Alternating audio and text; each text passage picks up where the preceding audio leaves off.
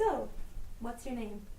My name is Peter Du Pré, and it's a name that gets bandied around quite a bit. It's capital D, small u, capital P, small r-e, and pronounced Dupré and not Dupree. It's just a personal thing, but a lot of people use say Dupree, and that's not. It's Dupré with an accent on the E. So, and that's my name. Long answer to your question, but that's my name. A lot of people pronounce our last name wrong too.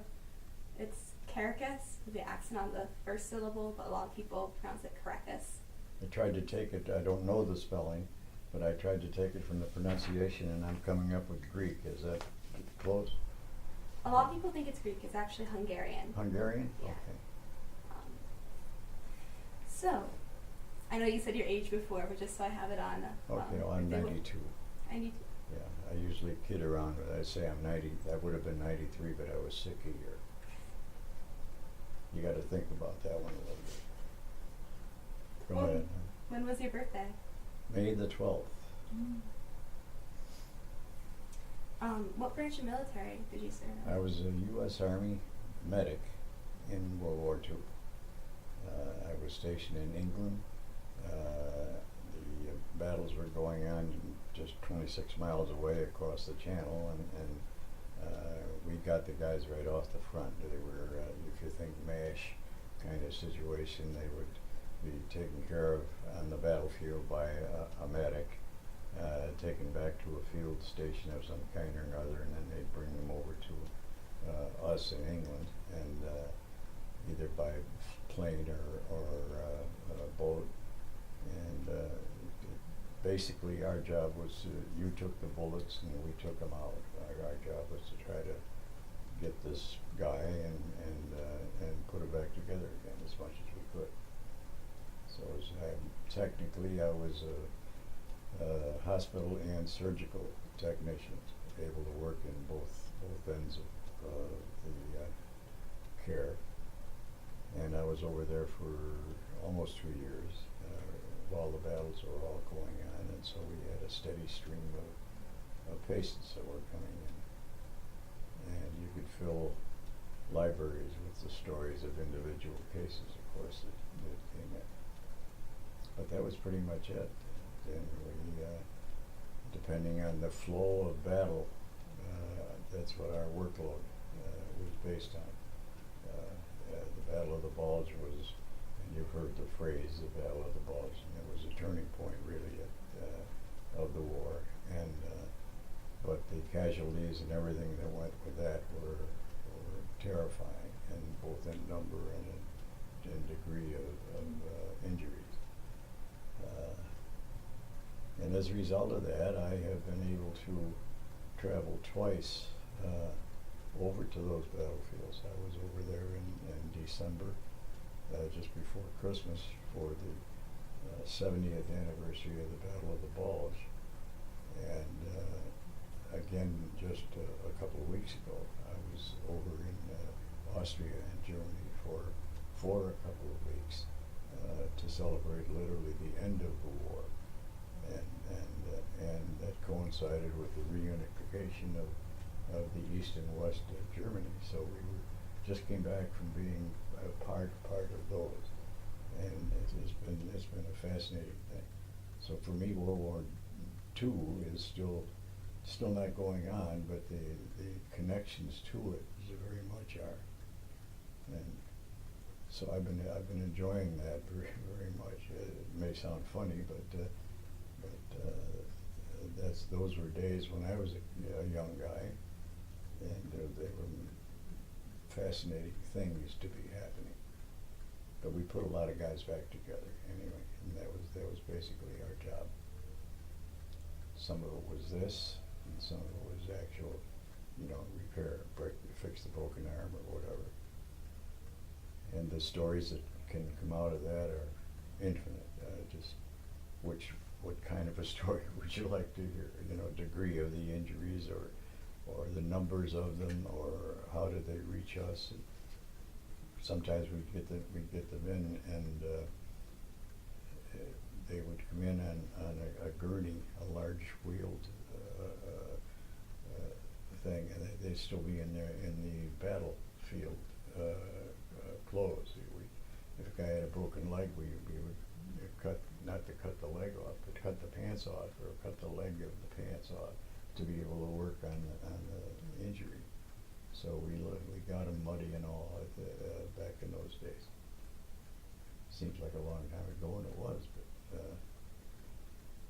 it's still very big in terms of the people that we, being the Allied armies, freed, and they think of us over there in like Luxembourg and Belgium and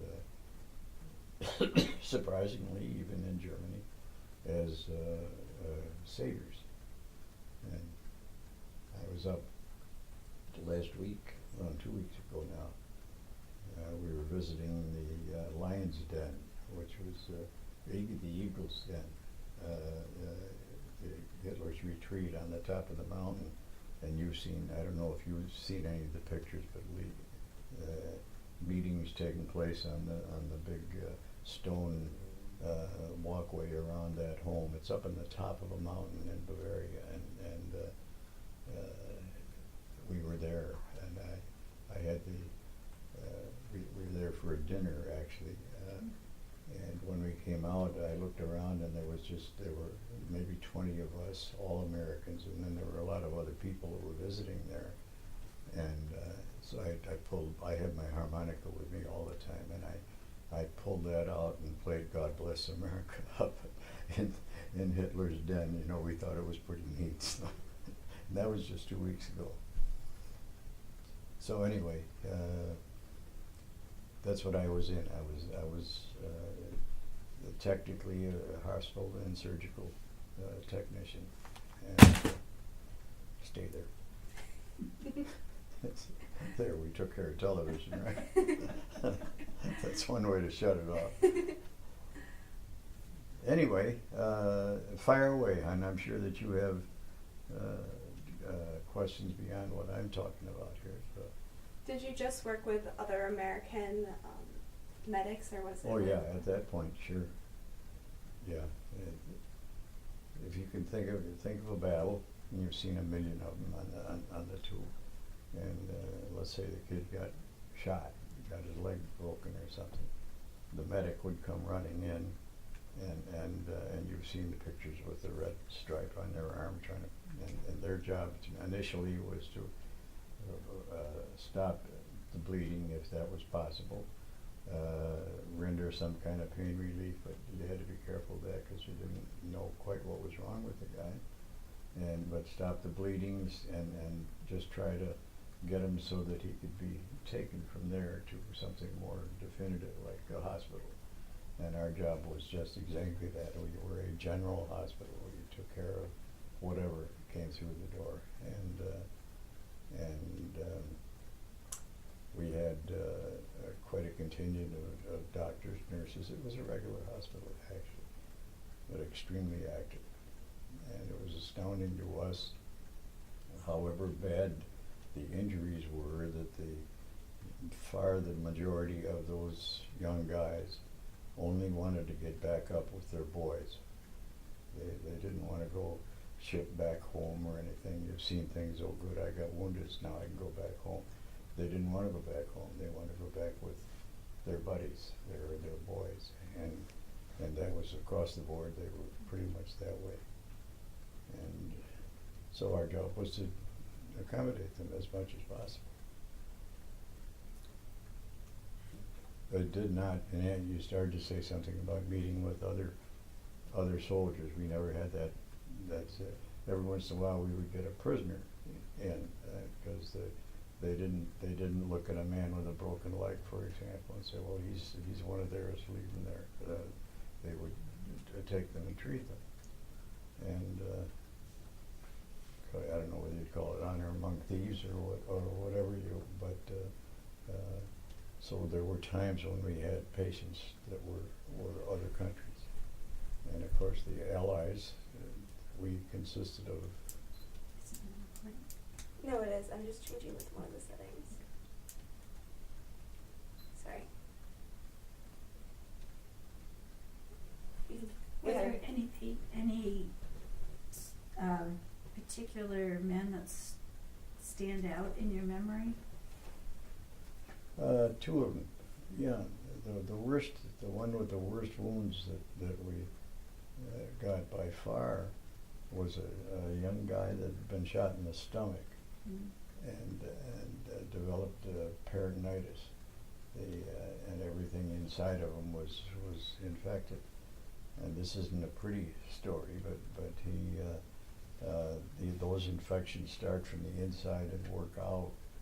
And he had been shot somewhere along in his side, and that infection spread inside his body to the point that the only thing that was holding him together was about 7 inches of skin on the back by his backbone, because the infection came around this way, and just literally he was like this. He was opened up, and you could actually see down into his stomach, and it was clear.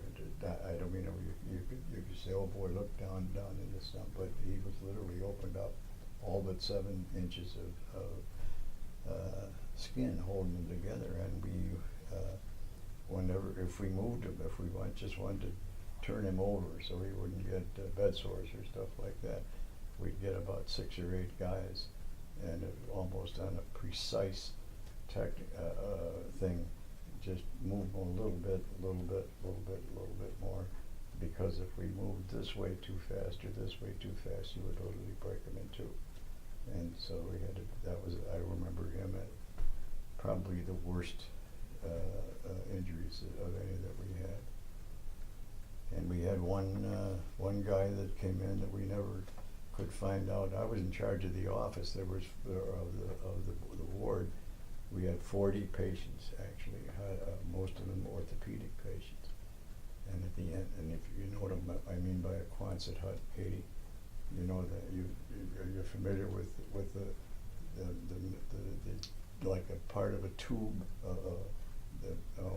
Quonset hut was a fast building that could be set up, and they used him. Quonset was the guy that invented the process, but it was if you can think of a hospital looking like this, and these are each of these little huts, and at the end of the ward, which was just a room with beds on either side, there was a single private room. And at one point we had, in the middle of the night, where they brought in somebody, and as I said, I was in charge of the ward, and I never even knew who the man was, but he was somebody big. We knew that because of the treatment that he was getting.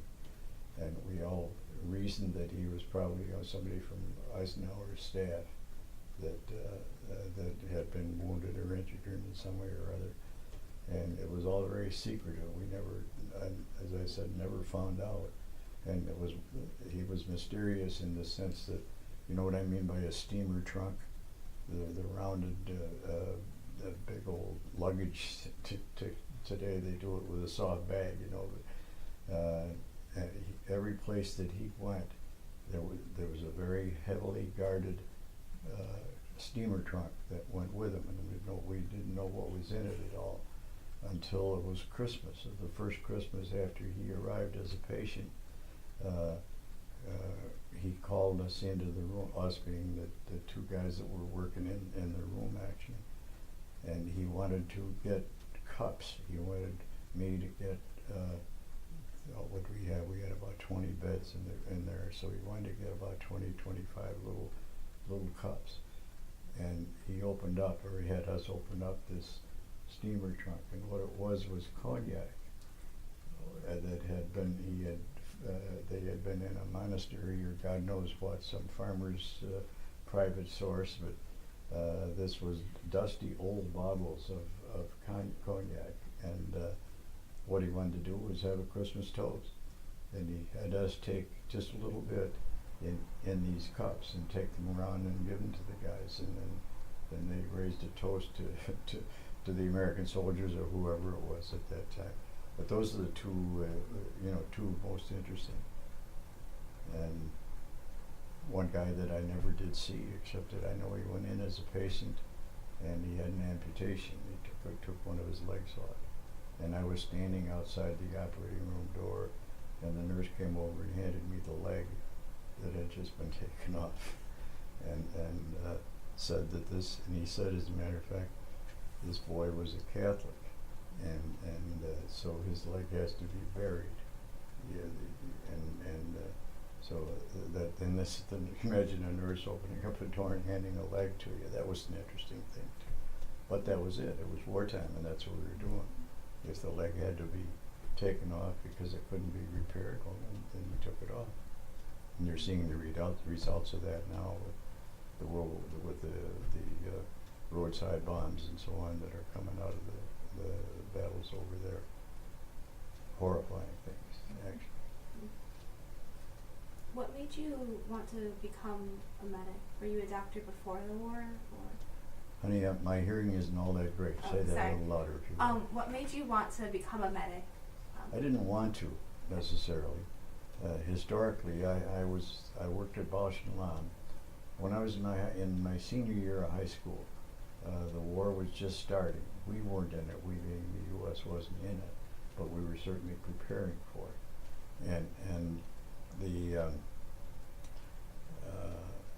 one bomb in the middle of Pearl Harbor had been a storeroom for the Pacific's binocular, and it went off, of course, and it blew up, and it didn't break the binoculars, but all the reserve binoculars for the Pacific Fleet, and almost all of them Bausch and Lomb glasses, were thrown out of kilter. The prisms were knocked out of line and so on. So you couldn't, you looked this way and this way, but they had to be realigned, and they were sent back to Bausch and Lomb. I was a senior in high school, and I was at Edison Tech and studying photography was my main course, and Bausch has called the high school and said, all of our binocular repair people have gone into service,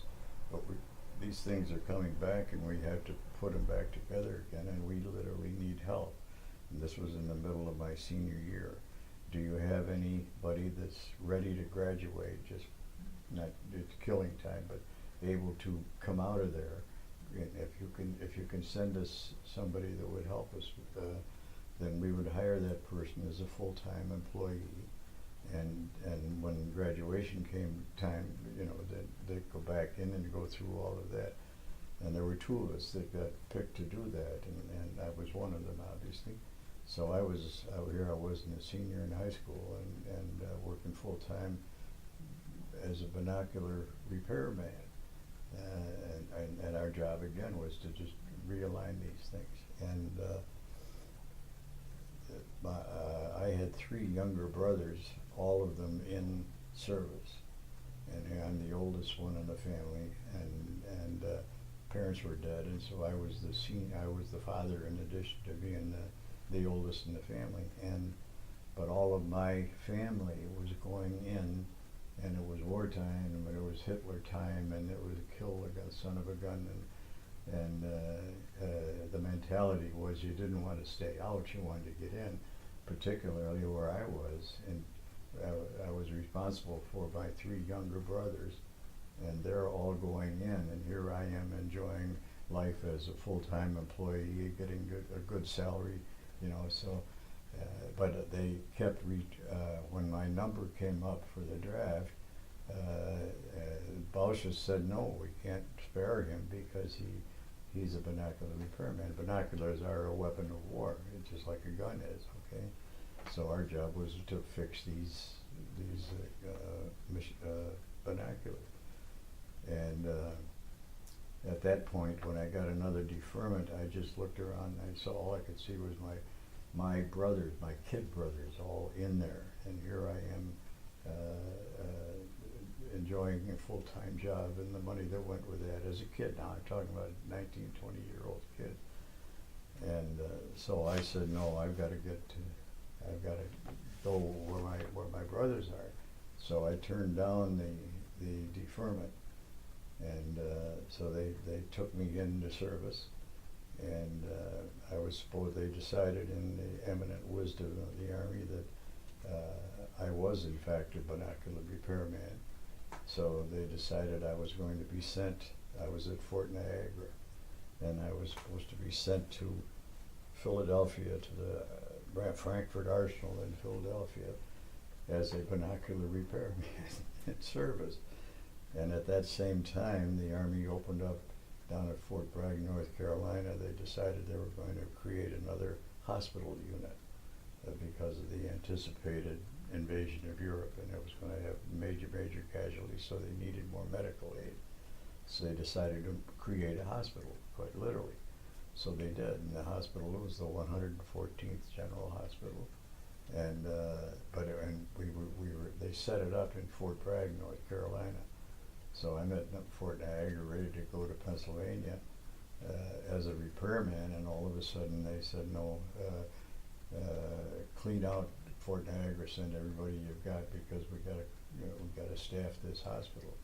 So by just the accident of timing, I wound up going down to Fort Bragg, and the rest, as they say, is history. We became very highly trained medics, but I never did do any more stuff with binoculars after that. After that, it was people that we took care of. So anyway, that's a little more background, and as far as the job was concerned, and I stayed in that field in the hospital. We trained. It was very extensive training. You didn't just become a hospital technician or a surgical technician. Our textbooks were basically New York State boards for nurses. Our exams were New York State boards for nurses that were used to test what we knew about what we were going to be doing. So we're really quite highly trained in terms of medicine. It was interesting for me because my sister was a nurse and my mother was a nurse also. My mom was a nurse in World War I, a Canadian Air Force nurse in World War I. So we had a medical background going in. Anyway, Katie, my answers tend to be long. I mean, I'm sorry. No, I'm not sorry about that, but you're going to get the whole story whether you like it or not. No, it's wonderful. Go ahead. I love getting long answers. Well, you're in charge of direction here. You know. What would you say was your most vivid memory of the war? Would it be any of those patients? I think probably the day of the end of the war. I'm just celebrating. It's interesting. I haven't had that thrown at me since I was. This last trip that I just took was the celebration of the end of the war. Okay. Well, when it actually happened that day, the day the Germans surrendered, I was on leave in England, and we were in the town of Portsmouth, England, and we being, there were three of us, three GIs that had some time off, and we were there just on leave for just a long weekend, as it translates into a long weekend, but we were there in Portsmouth the day that the Germans surrendered, and Portsmouth went nuts. I mean, the celebration, you can imagine, it was the end. They had been fighting for 6 years, the British, and all of a sudden their war was over with, okay? And I say their war because our war was still with Japan, and we knew that was coming up. So those of us who were GIs literally stepped back from all of the celebrations that were going on and watched England celebrate, knowing full well that tomorrow we're going to head out for the east, the far east, and to fight Japan. They anticipated that were going to be 1 million casualties in the invasion of Japan, and if you're going to have those kind of numbers for casualties, you got to have medical training, medical care for them. So we were told the day after the Germans surrendered, they closed our hospital, no further admissions, and clean it out. And they had us literally evacuate everybody that was in there, tear it down, package it up, send it back to the States to get resupplied, and then we were supposed to go over to Japan. So that night, and this is getting back to specifically that night, those of us who were GIs in Portsmouth, England, watched the celebrations of the town. Their battle was over. 6 years of the being in the middle of the war. The rationing, we don't think of rationing here like it was in the war, but when you ration a half a piece of toast, you know, that kind of thing, that's what they had lived on, or tried to at least, for 6 solid years. We've never known war here on the homeland like this, but this was the homeland. So we couldn't celebrate. We watched them celebrate. We were happy for them, but in the back of our minds, it's our turn now, you know, so we're going to go back. And so they literally shipped us back to, they closed the hospital, took the staff, sent them back to the States for 30 days. And we were supposed to reorganize at the end of the 30 days and then go to Japan. So anyway, and that's another whole, my story can go off in a lot of different directions. Did you but go the to answer to Japan? your, I'm sorry, just for a second, Sure, the answer to your question is events. Those are the 2 events that I can think of very much. They're still sticking in there, and it was 72 years ago now. Did you end up going to Japan, or? No, that was interesting. They dropped the bomb. Once they dropped the bomb, then all of a sudden, all right, what are we going to do with these guys? Well, first thing that happened was they called, I say us, most of our guys, we all went back to our houses or to homes, wherever, and so 30 days later, we were all supposed to get back together again. Well, the Army called each of us after the bomb was dropped and said, take another 30 days, because they had to figure out now, what are we going to do with these guys? We weren't ready to be sent out, and we also were highly trained medical personnel. We were filling in as doctors and nurses, quite literally. And in wartime, you do things that you don't do under normal practice, you know, and sometimes you just go ahead and do that because you know what to do, and I don't mean you illegally operated or anything like that, but they didn't want to lose us, and we still had time to put in for our service anyway, and so they said take another 60 days. And at the end of that time, they got a hold of us, got a hold of me. We were scattered by this time all over the country. And I got a reassignment to go to Staten Island in New York, to a hospital train company that had just been, military company, that had been just created to, if you can think, I said we emptied out all the hospitals of Europe. Okay, well, there was thousands of patients, obviously. And they all came back, almost all of them, on board ship. And I came back on the Queen Elizabeth, and it only took us 3.5 days for the Queen Elizabeth. When we went overseas in the first, I was on a fruit boat out of Argentina that they called the banana boat, literally, that its whole existence was to go down to the south, pick up a boatload of bananas and take them up to a fruit wharf in New York Harbor, and then turn around and go back and get some more, and that was their whole thing. But they took that ship and made a troop carrier out of it, so when we went over, we were part of a convoy of other ships, and it took us 13.5 days to sail from the U.S. to Britain. On the way back, when the war was over and there were no sub-packs and everything out there, it took us 3 days. So we went this way, or we went this way, and so we were home in a hurry. But anyway, we got back, and our job now was to meet the boats full of patients that were coming in, and treat them check up, make sure the wounds were being treated and so on. And then if we could, take them to a hospital near their home where they could recuperate, where the folks didn't have to go so far to come and spend time with the guys. So that was, well, that we just had to put in time then until we were discharged. But they weren't letting us out right away quick because the doctors, physically, the doctors and the nurses all wanted to go back to their private practice. So after you were meeting those folks and then you were discharged, what did you do? I went back to Bausch and Lomb, first of all, because my job was waiting for me. I went back and I stayed for a while, and I used to. You can put the sheet on the table. Okay, there we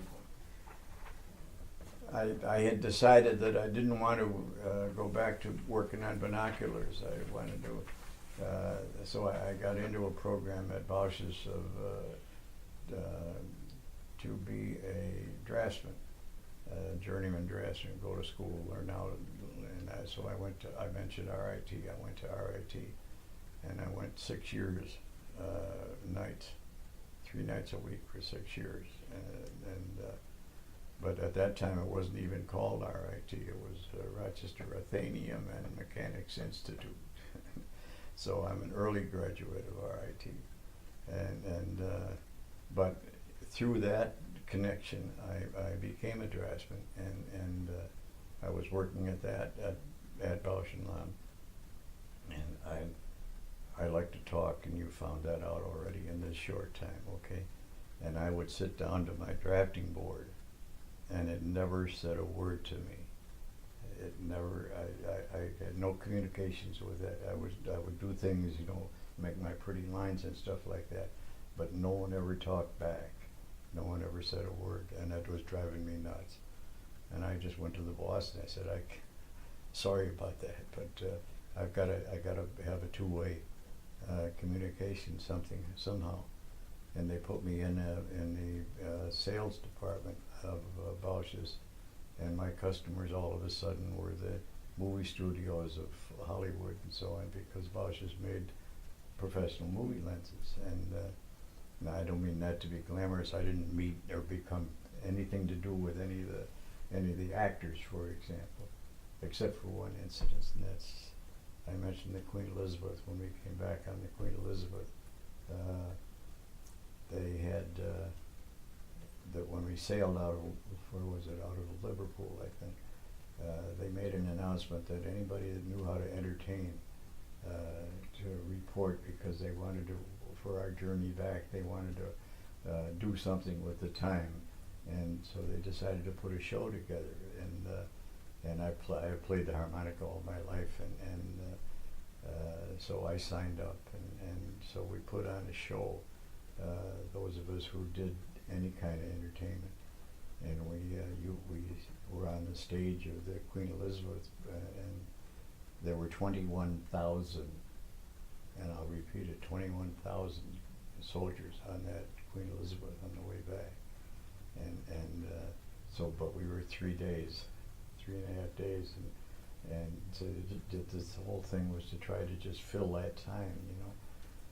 And so we went in for the very first show, and the audience was we were in the grand ballroom with the Queen Elizabeth, which was a magnificent thing, obviously. And there were 2 chairs set up right in front of the stage.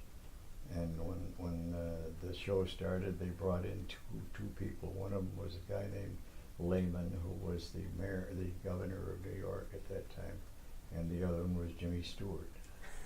Okay, and so I was close to Jim Stewart as I was. So I said I never rubbed shoulders. That's not quite true. I almost did.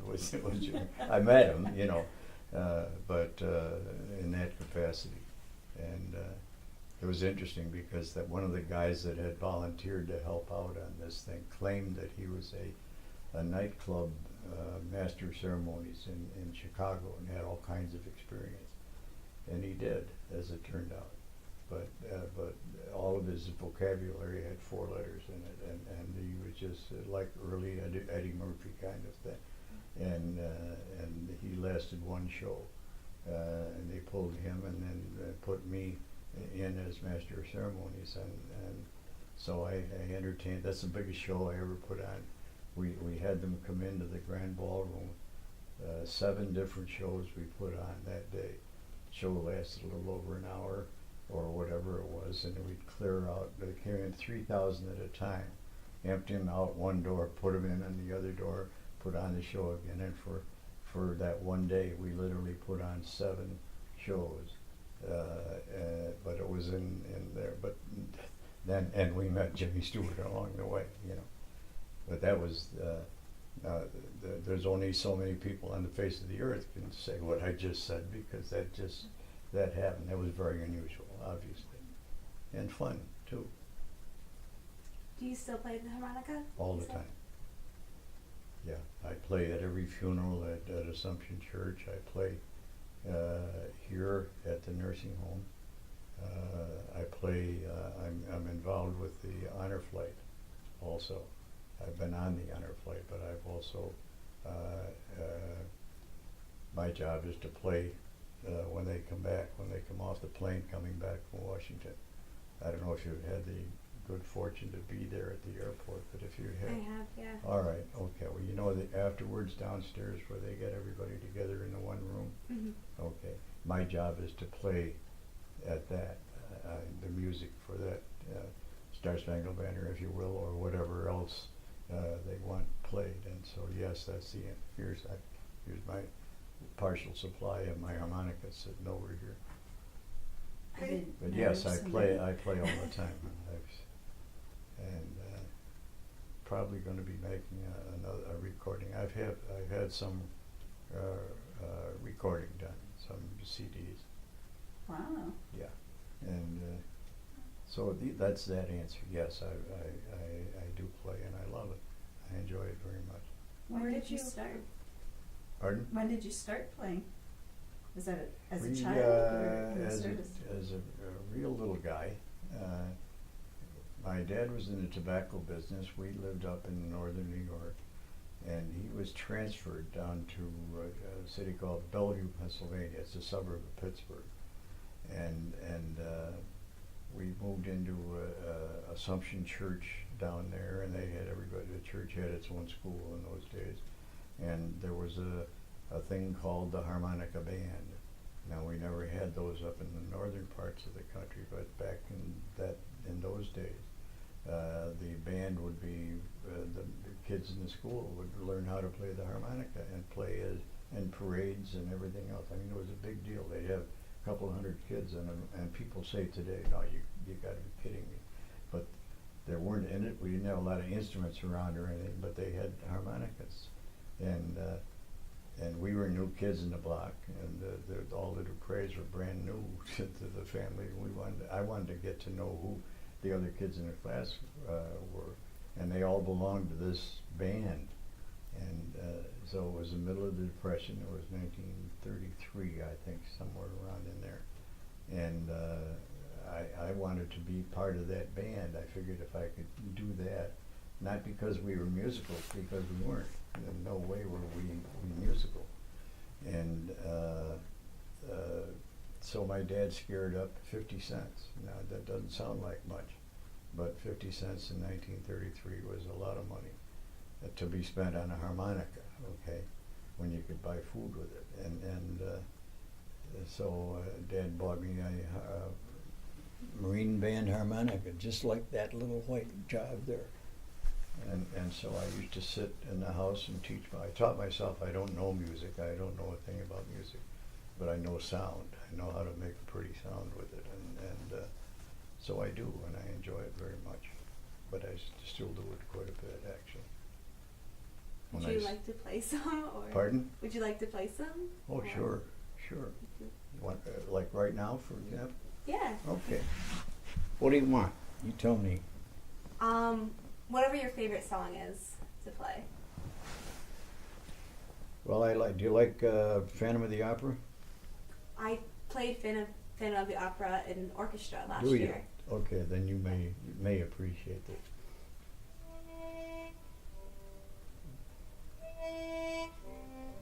Oh, that's a good way to start.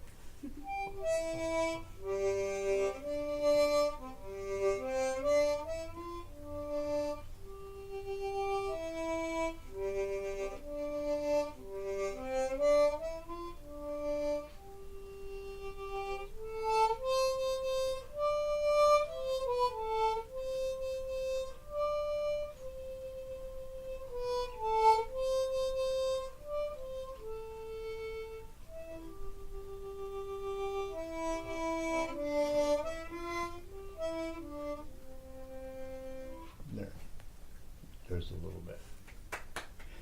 That was Anyway, I really do that. I do that a cool. lot. I played yesterday over here. Over here, of course, is a nursing home, and so I play with. There's a bunch of people who do entertain one way or another, and we go and play over there when we have a chance, That's wonderful. and I love that. I'm going to ask a question Okay. if I could do it, 'cause I'm just Sure. curious. You have maintained a very active life, Yeah, I do. and what do you attribute that to? Having, I don't want to get old. And that's not the right words. I don't mean it in that sense. I can't help but get old, you know. But my wife is gone, so it's just me and the 5 kids, and whatever is left of what I'm able to be part of. I want to do it, and that's why I jump at any chance that I have to play the harmonica.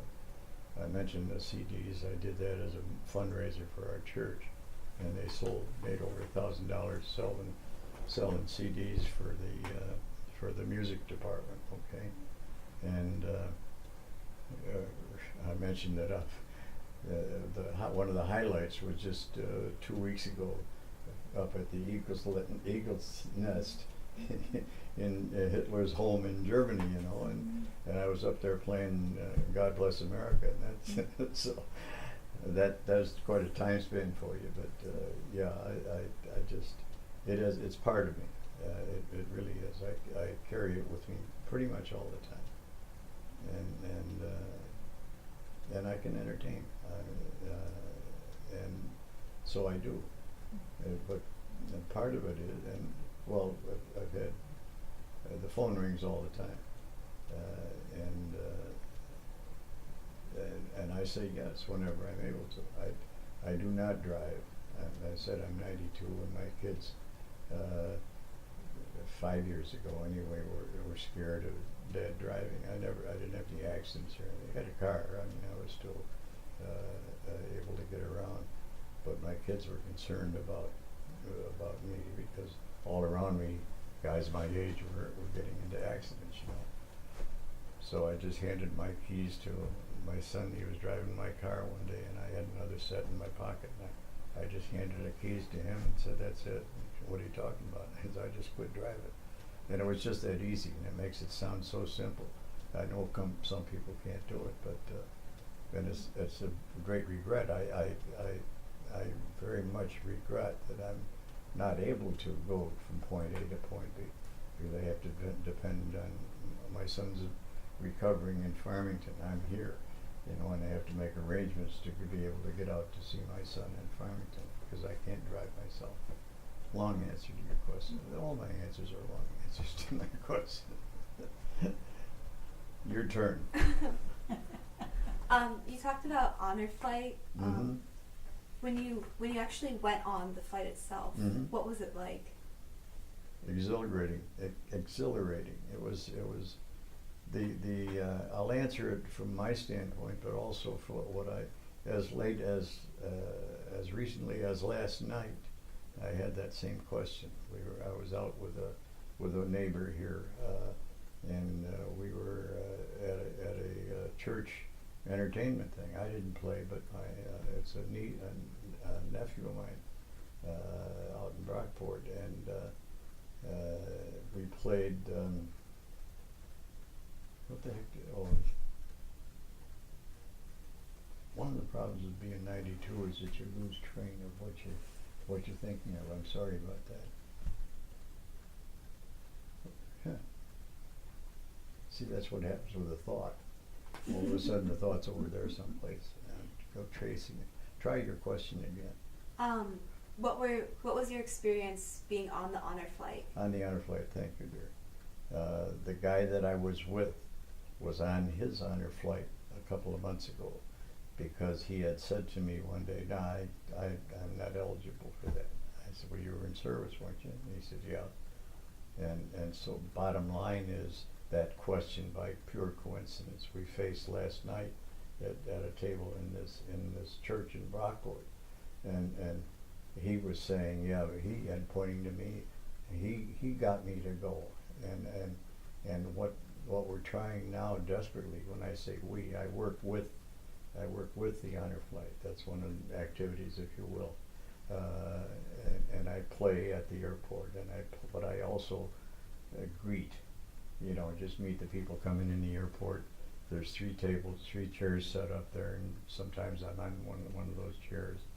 I've had the pleasure of meeting with Maureen McGuire, for example, and all the various dignitaries, because there's 6 chairs set up in that room, and I'm in one of the chairs because I'm part of the welcome home entertainment. So I love to do it. I really do. I'm enough of a ham, but I also and I know I'm patting myself on the back, but I can play it pretty well. I like to listen to it myself, if you want. So anyway, shoot. What did you think of the memorial in Washington, D.C.? It was absolutely marvelous. I had a distinct disadvantage. We had the only one that was canceled in Washington. They closed Arlington. The weather was so bad. We had cold, wet, 30 degrees something, windy, miserable weather, and they quite literally closed Arlington by coincidence that same Sunday or day that we were there. We were 2 busloads of guys, and they took us to the cemetery. Took us to Arlington, and literally the gates were closed. There were no crowds or anything, and the only ones moving in Arlington that day were the soldiers that were the unknown soldiers, okay? Those guys were doing their thing, because that's 24 hours a day, come hell or high water as far as the weather is concerned. But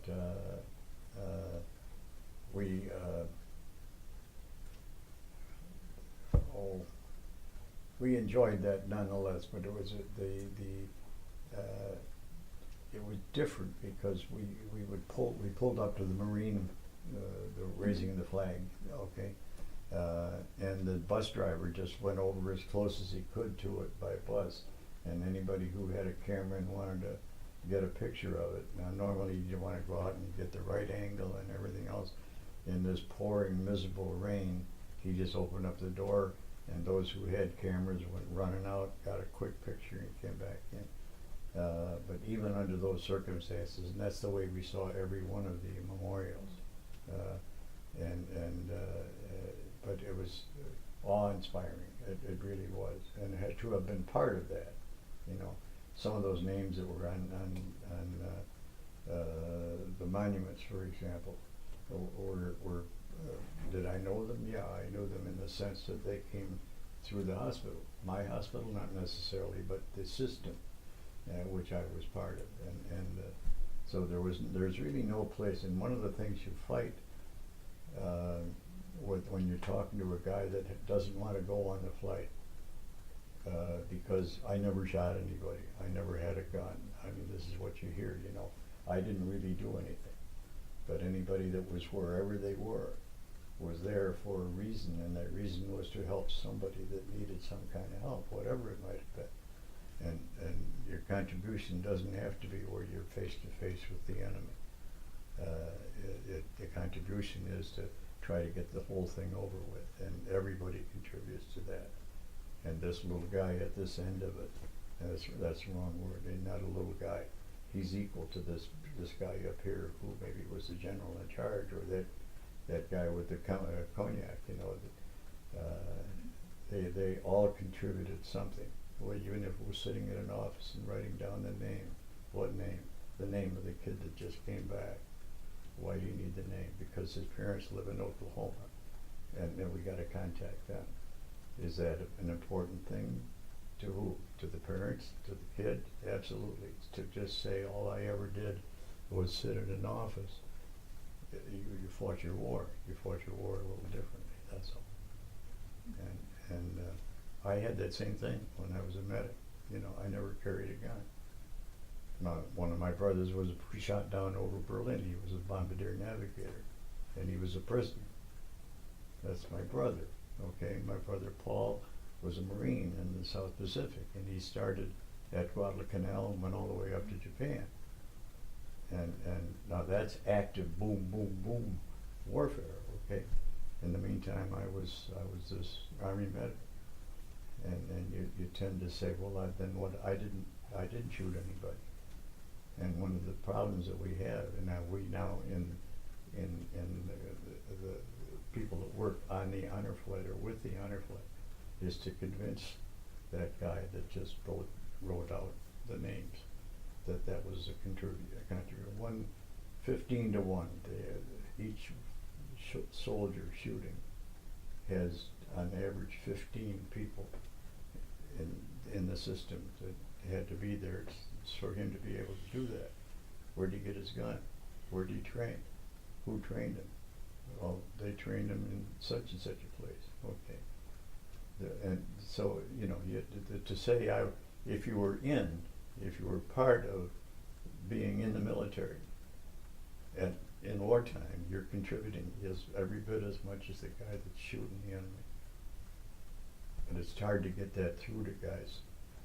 But one thing that's helping right now is that they're getting to the point age-wise that they're beginning to realize that, wait a minute, if I don't say something, the kids are always after me. You know, that we hear that a lot. Oh, my kids have always been telling me, you've got to do this, got to say that.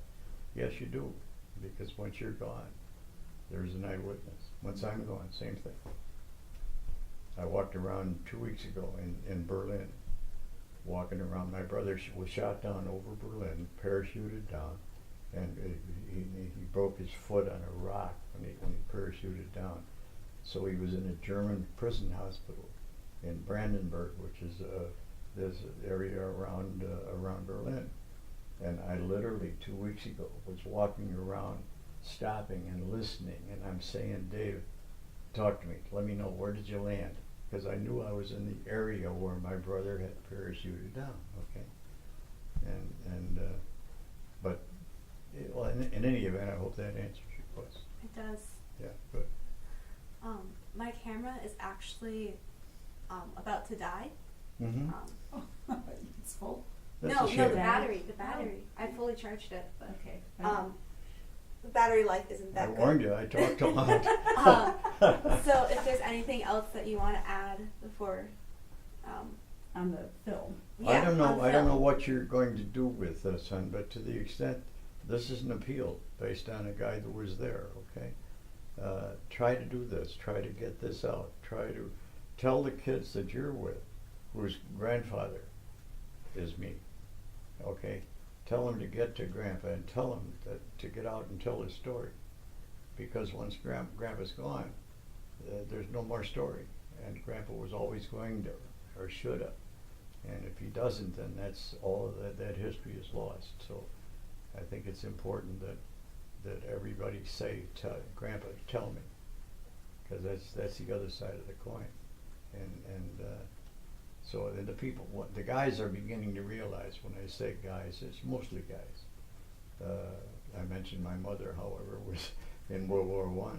My mom and dad were both in World War I. My dad was an Army infantryman, and my mother was a Royal Canadian Air Force nurse. And they both served in Europe, and they both, they married after they got back from the war. But so we were from a military family, but we weren't military. And just by coincidence, we all wound up that way. Anyway, Katie, that's, there you go. Anything else? And I'm, the last thing in the world I'm trying to do is cut you off. Because you get me wound up, you know, and that, I got a long spring, No, it keeps these on are- going. These are fantastic. Wonderful things to Yeah. hear. Same thing with going to a class. I was at Mercy about a month ago. When you go on the honor flight, they give you a package of mail, of letters that Yes. kids in the schools had written out, you know. Mm-hmm. And they're trying, Mercy, or those who collect those letters, are trying to get resupplied, because every flight that goes out, you're dealing with maybe 100 letters. So once they go out and go to grandpas all over, then they're not there anymore. So they got to get more grandpas to do that. And so I would say, as an appeal, tell everybody to tell grandpa to start talking. Mm-hmm. Well, that's part of the purpose of the project Yeah. is to save the stories. Yeah. Well, I said I Yeah. went to Mercy. The idea was to, they got the girls together at a few minutes between classes and put them in the auditorium there, and my job was to tell them the effect of that mail. Yeah. What was it like when you opened that envelope up? Okay, Mm-hmm. and my whole idea was, when you go home, girls, you know, tell grandpa to do that, or write the letters yourself, because they serve a function, a very good function. Mm-hmm. If you were in service and you got mail and you didn't because you slept in the next room, or you know, we both had, we were together, but I got mail and you didn't, we got mail. Because as soon as I was through reading, you got my letter, and she was waiting to get the letter when you got through. So the letters didn't just go to the one guy. They went to those who didn't get mail, as well as those who did get the mail. But the whole idea was to get it across that the home, there are people at home that know that you're here and that appreciate that you're here. And that aspect of community and being together, I don't know that that's been shared Not enough. Enough. I think I understand what you're asking. Yeah. Yeah. No, I would like to do just what we're Yeah. doing, you know, and maybe with an audience. And I'm a ham. I like ham thing. You like to- Well, I admit that, okay? But I You have also a know gift. that I can do it, and I know that I can see it when I start talking. You'll see bags around here all over the place. What I've got are souvenirs that I picked up on just doing this. Yes. I've been now twice to Europe, okay? Mhm. And all kinds of stories, all kinds of things from the hotels we were in and so Mhm. on. And it's an interesting story to talk about those. Yeah. But once you start talking, you can see the interest level. First of all, they're looking at the pictures. I can see myself sitting in a school gym up on the stage and just having this conversation, okay? Yeah. And I could guarantee you that the level of interest would pick up after a couple of stories. You gather their attention in a hurry when you say the nurse opened the door and handed me a leg, okay? Yep, or that you can see all the way through somewhere. Yeah. Yeah. And I'm not making that story No, up. That that's right. happened, you know. And who did it happen to? Nobody that shot a gun. Mm-hmm. You know, the guys that did that, the 7 guys that helped turn the guy over. Did you contribute to the war effort? You better believe it. You sure did. You did. And you did it because your count was number 4, and you better be that, or this guy splits in 2. Mm-hmm. Yeah, I never did find out what happened to him. I'm sure that I he was didn't wondering make about it. that. No, Yeah. well, we didn't in any way. There was no way to do it Yeah. Mm-hmm. because it was a case of, okay, there, you know, bring me another one. So many people Yeah, going through. because especially at the Battle of the Bulge time, that was unreal. Mhm. It was just like somebody turned up a volume on the war. It was, we almost lost. It's just that simple. Mhm. But in December, this past December, on the anniversary of the battle, the anniversary being the date that the Germans went this way Mhm. and started back, that date is Nuts Day in Belgium.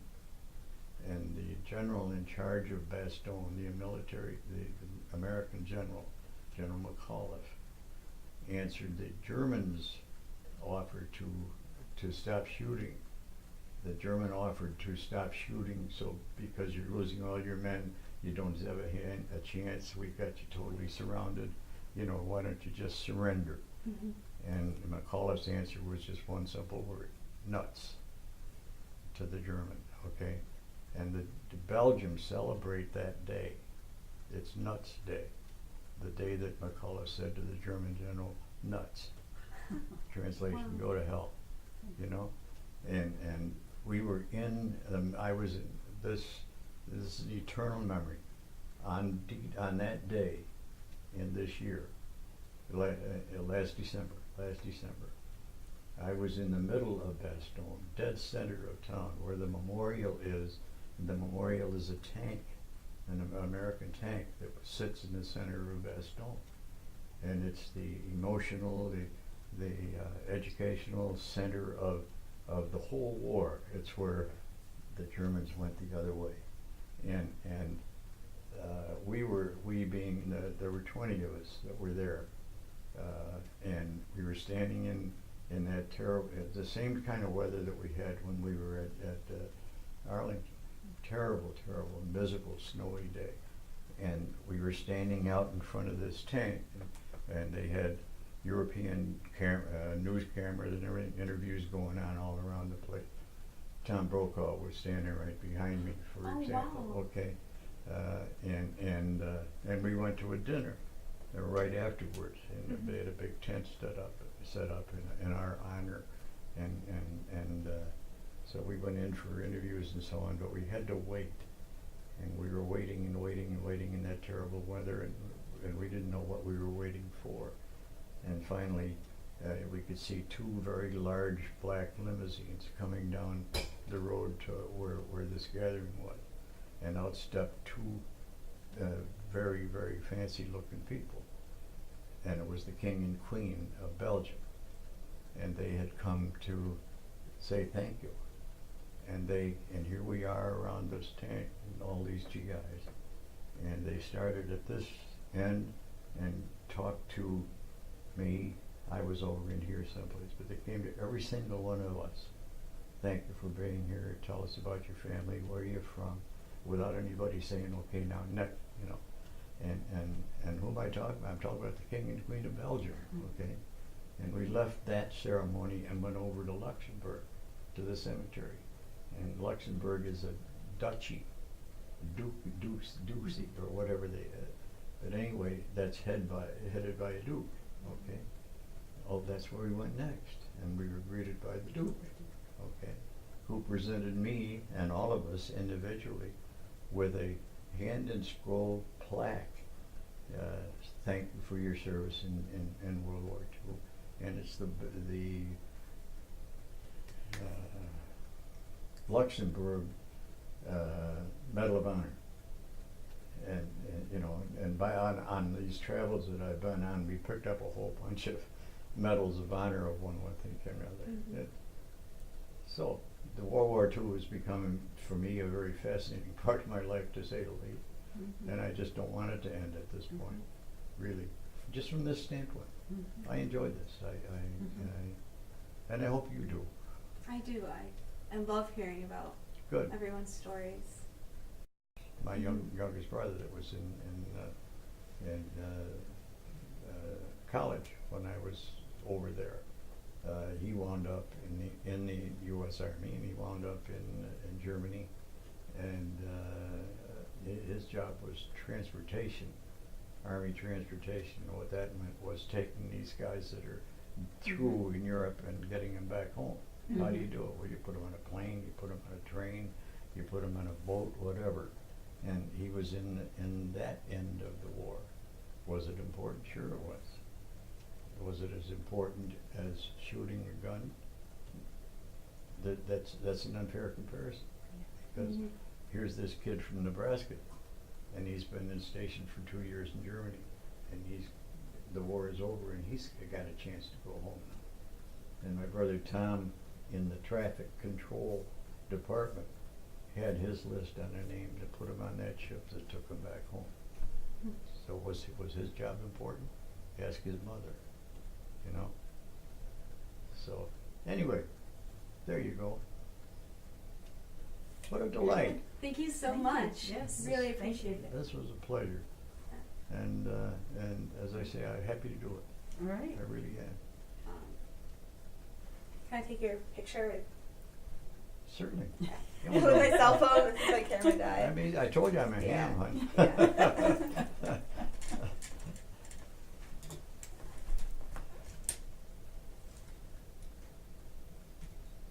Okay. Awesome. And I got a picture of that as well. Good. Well, when I went in last Sunday to the honor flight, the latest return flight, the photographer who was there all the time at those flights came over and handed me an envelope, and I think I've got the envelope right over here, and it shows. There it is. Katie, is there something that goes on top of this? There is a screw. That's But- it. That's it. Okay, Yeah. so it just sits open like Yeah. that? Okay. Yeah. This is a family from East Rochester that takes me over to the various events. Ah, And he's okay. he's blind now, but he was a mechanic. He was an engineer in Pacific, Mhm. and that's me, the photographer, from over and handed me that. Oh. Oh, But that's a I've wonderful got picture. ones like this where this is Maureen Water, for example. Yeah. She's a good friend of mine. Someone from our church took his father on the honor flight this Mhm. past Sunday. Okay. He was a veteran from Korea. Yeah. See, But we're running out yeah. of we're running out of us. Yeah. We are a valued commodity because we're diminishing. That's why it's so important to us that you do what you just did. You know, Yeah. because that's the only way that I can keep going beyond me. Well, Are thank you. these? Oh yeah, this is absolutely fascinating. When this was the trip to Bastogne, okay, the Battle of the Bulge.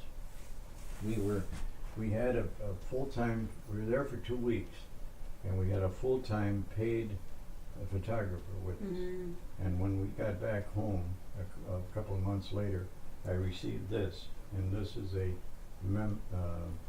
memory of Of the our trip. trip, okay? Oh, how amazing. And you can see that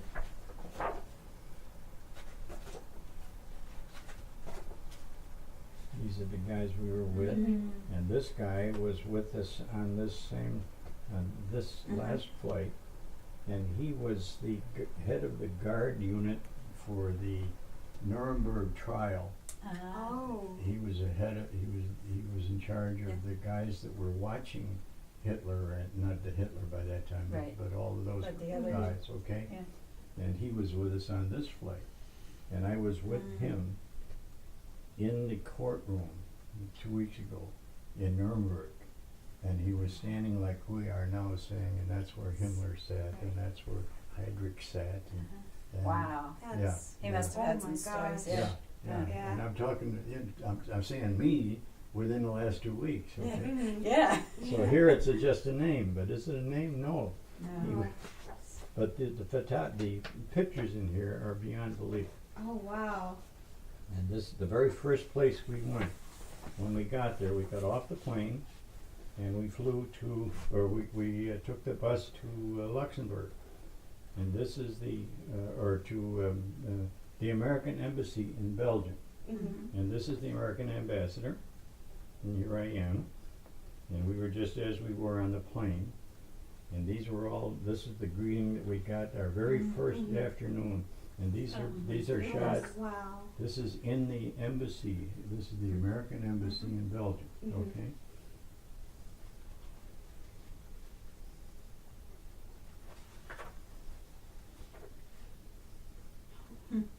These guys, both of them, 101st Airborne.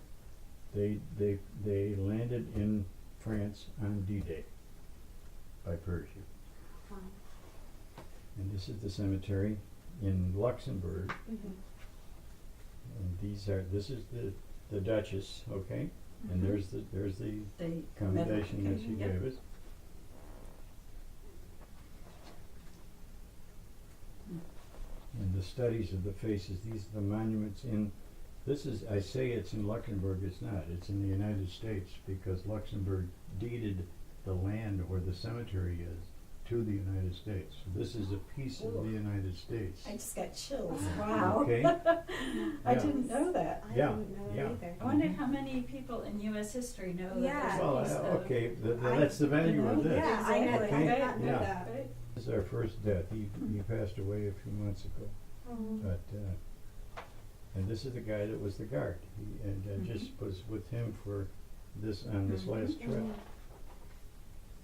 How amazing that he was able to make it Well, back. I want you to around. take a look at the faces I was because just you're not thinking- looking at a face. You're No. going back in behind here. Yes. Mhm. You can read the minds. Yes. Mhm.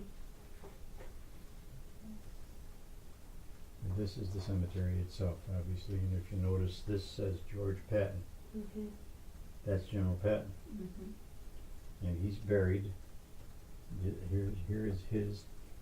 Here's all the, this is his, this shot was taken here, this way, Mhm. Mhm. because, and you'll notice all these lead up this way, and the cemetery, there's one grave here, one flag, and it's this one. And Patton wanted to be with his boys. And so all of these face this way, And he's Mhm. and his Facing face him. is this way, okay? he's So he's with his boys. with his boys, Yeah. and he's Yeah. Yeah. Hmm. And these are guys that were with him, as I said. Mhm. Mhm. Oh, Look wow. at that. And you can see it was Ah. kind of crummy day. This was the German cemetery, which is next door to the American cemetery. Mhm. And you notice their little somber black things. Mhm. Who set up the German cemetery? Was it The Germans, the Germans did? Yeah. Okay. Yeah. All right. after the war, Okay. Mhm. obviously after the war.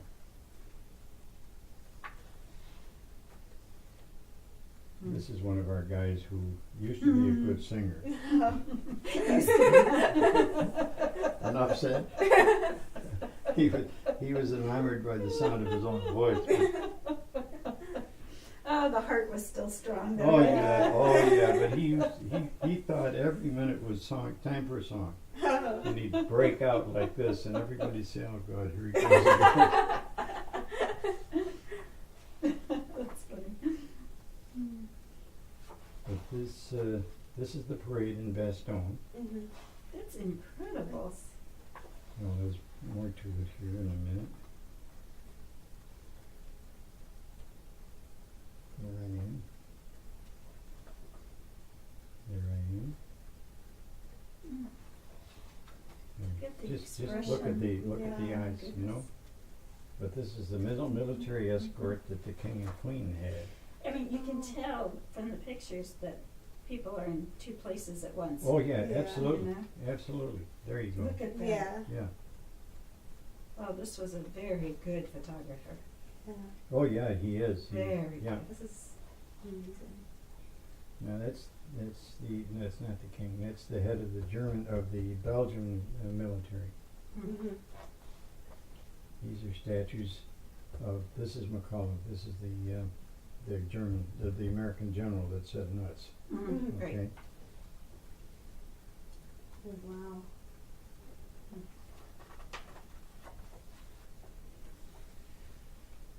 Who And arranged? then this is the queen of Belgium. Oh. Okay. She's an absolutely stunning, beautiful woman. There's Tom Brokaw. Here at the bridge. Yes, Yeah. yeah. Yeah. And this is the reception that we had inside. Mhm. There's the queen. You can see that she's very, very pretty. Stunningly dressed too. She And- looked like a queen. And what grace to speak with Very everyone. much so, absolutely. absolutely. and take that time. Wow. She looked like she stepped out of a salon in Paris, you know? Mhm. I mean, this is, this is Tom Brokaw again. Mhm. And we're in, this is the reception, after we were all gathered around the town square there. There's Brokaw. And that's where the Greatest Generation name Yes. came from, Yes. obviously, okay? This is a little town north of there, and if you're looking at the television this weekend, they're going to do on XXI the Christmas Story, and it's about the GI that took the part of Santa Claus, Oh. and in the town of Wiltz, Oops. okay, and where we were with the people of Wiltz on that trip that I'm talking about. They call it Reese or something like that. These are shots inside a museum, and this shot was the one that answered more than anything else the question that I had, what did I do? This is a scene as it was in Bastogne at the day that was happening. So these are American GIs working on a wounded American soldier, with blood all over the place and everything. And I sat here and I looked at that, or I was just stared at this, and I asked for the photographer to come in and take a picture, because that was the answer to my question. What did Grandpa, what did you do? You know. Yeah. Well, this guy on the ground came to me, and this is where my answer was. My job was to take him from here and put him back together again. You took the bullets, we took them out.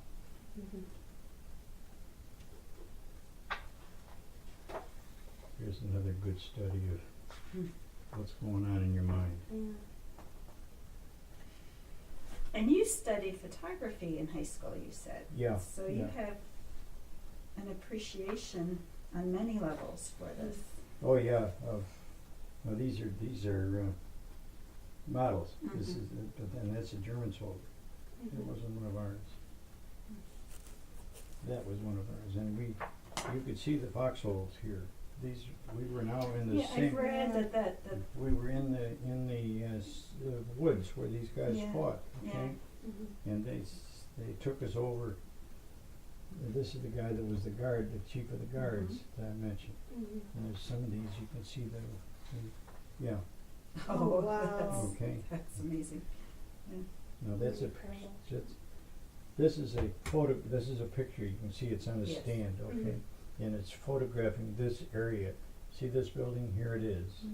Okay. And this is when the Germans were there, and just after the surrender.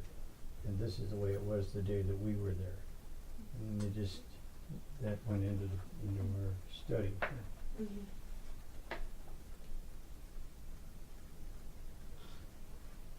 We we had big dinners, and so every place we went, we were honored very strongly, actually. Would it be easier on your back if you sat down to look at these? Yeah. As a matter of fact, but that's okay. I'm down here now. Okay. Are you sure? Yeah.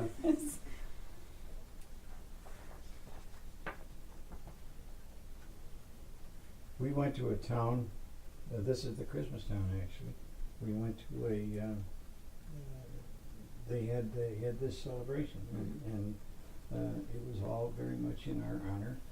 And I think where are we? Yeah, this is the town, okay. And this is a bronze statue that they've got in the middle of the town. This is the guy that if you watch XXI, you're going to see him playing Santa Claus, okay? And it's on this weekend at some time. And one of our guys, the guy that I say I slept with him because we both had the same room in the hotel. But this is the townspeople thanking us for what they had done 70 years earlier. And these are the guys that had been there. Were there a lot of townspeople still living in that town? Yeah, oh yeah, yeah. Okay, In they Bastogne, were still, that reception, there were Okay. thousands, literally okay, thousands. that We- remember Oh, yeah, firsthand, okay. yeah. Well, there were all the Probably of families. all ages, Yeah. Yeah, the right, families were right. there, you know, Right, and many of them, the kids were dressed up like an American soldier. Oh. Because and this was the town. This was one of the most fascinating things. We were told to get up. We're getting up at 4 o'clock tomorrow morning. We gotta go to early to a town. So we got up in Belgium and we took a trip by bus for an hour, and we arrived in the middle of this town, and they had these barrels with flames in them, and these flares, and they gave each one of us a flare, and it was about 11:45, quarter to noon actually. At noon, everything went dead quiet, and all of the church bells in the valley there started to ring, and everything went dead quiet except for those church bells. And what that was commemoration. That was when the last shot had been fired, and they were celebrating what had happened that day. And the townspeople had gone out on a parade like this. So we, at 5 o'clock, with those bells ringing, we marched around the town square like this, and then we went to a big dinner that they had in our honor. But that was one thing after another, as you can see. They did another one of these books.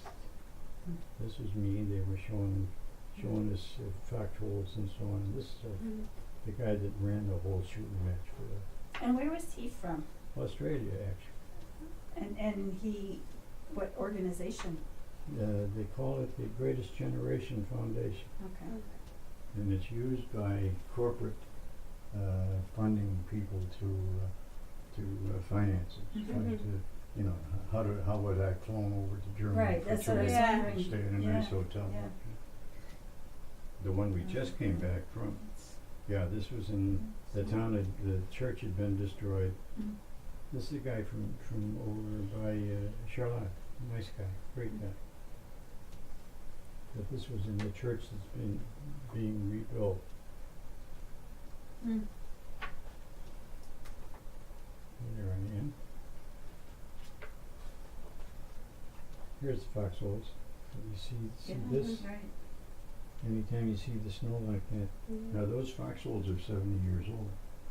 And you notice they're not deep. When people think of hole, you think of deep, okay? But- The hole only had to be that depth that when you laid down in it, the machine gun bullets would go over the top of you rather than down into bullets don't do that. But all of these were where our guys were in the foxhole. This guy in this foxhole, he thinks he was. Definitely. They walked right up and said, well, this is where I was. I'm sure he knows exactly. Yeah. You wouldn't yeah. forget something like that. No. But this is when we got into Germany on this trip, and there's one picture that'll be coming up here. Yeah, I'll get back to that. In the faces, okay?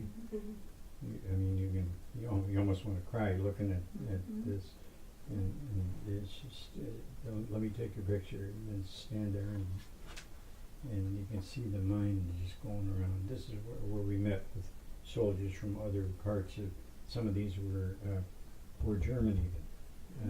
This is one gathering that we were supposed to have spent with the other guys, the other side. But It never quite came off. never quite did, No. huh? No, Huh. we were on either side of a mound, but we didn't go over and do this. These guys just couldn't do it because they all had their buddies shot down. Yeah.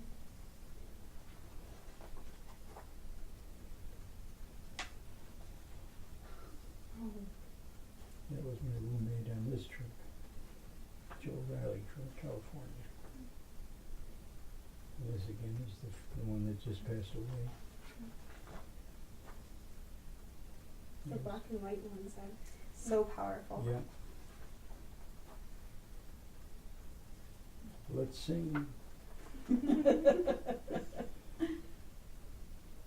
This There's a family, the Phillips family from Oklahoma, that we met, and they are entertainers, and so and they're all this girl's name is Faith, and they're all biblical names, and we met them at the airport, and so she sang and I played for her. She Oh. and this was in Luxembourg. Longest one too.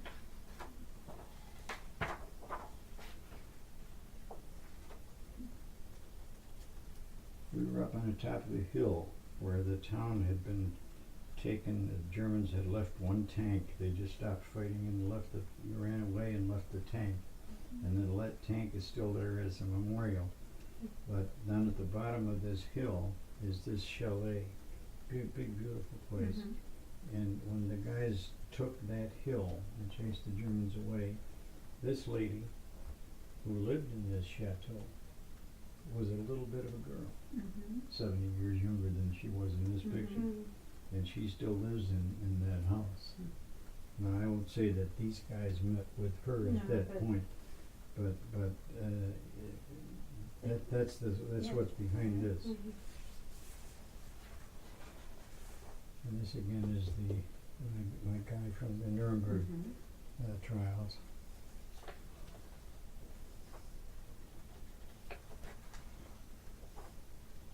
Studies.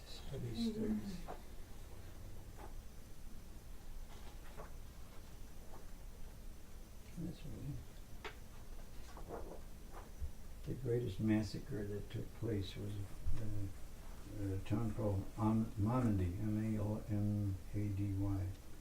And you've seen in some movies of World War II where a truckload of American prisoners was stopped and they emptied it out, and as they were emptying the thing out, the Germans machine gunned our guys. And in this instance there were 88 of them. And they emptied the truck out, and as these guys got off the truck, they were machine gunned and they were killed.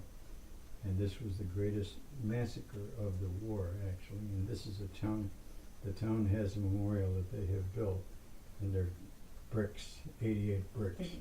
All of there with the names of the guys. Soldiers. And my buddy had a ceremony, and I played the harmonica there for as part of the memorial. And in the museum in Bastogne itself, there's a painting of an American GI, and he's from Texas. And it just says, among other things, that he played the harmonica. So when we were visiting the hospital or visiting this memorial, the guys said, "Oh, get a picture of that." So that's what that is. Yes. Here's me. There's my harmonica, and there it is. Plays the harmonica.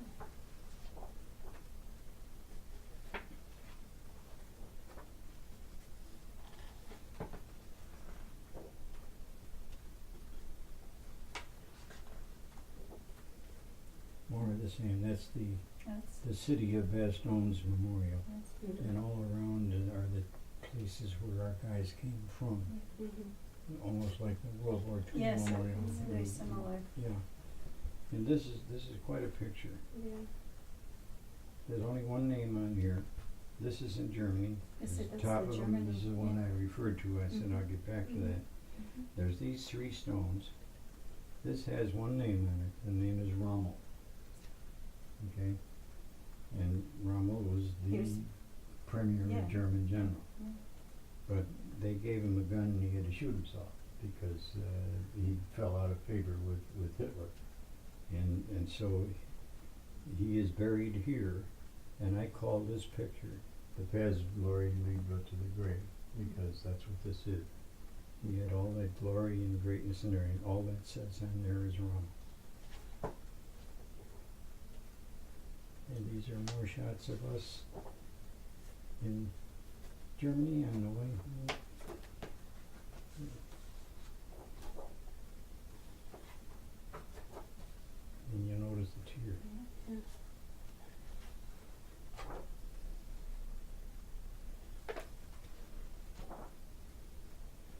And that's going back down the hill. Couple old timers. Look at that. Mm-hmm. Wow. Yeah. And there we go, gals. Yeah, no, oh wow.